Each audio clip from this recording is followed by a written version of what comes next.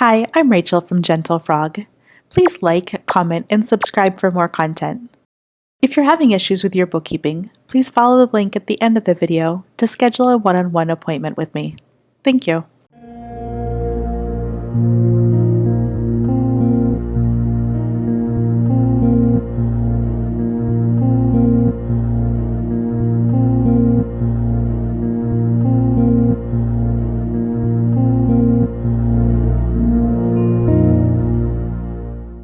Over here I've got Canva, so I'm going to say Canva, and it's on my list, and then the what, it's advertising.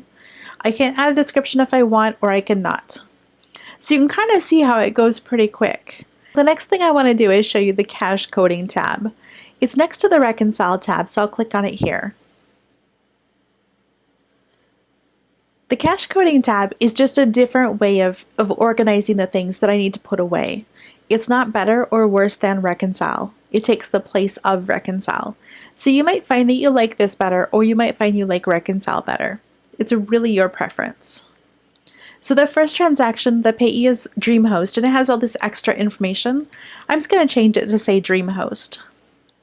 And then over to the right for account, I'm going to click on the drop down and pick the account. In this case, I'm going to choose advertising because it's website hosting. Let's do Adobe next. And again, I'm just wiping out the extra info because I don't need or want it to show up in my contact list.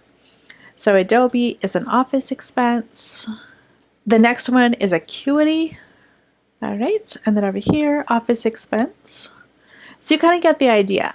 So I have these three things. I'm just going to go ahead and mark the boxes to the left of them. You could do a whole bunch of them at once and then mark the boxes.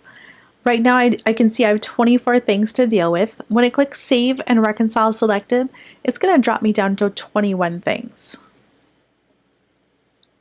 It says 3 things are saved and reconciled successfully. Yay team!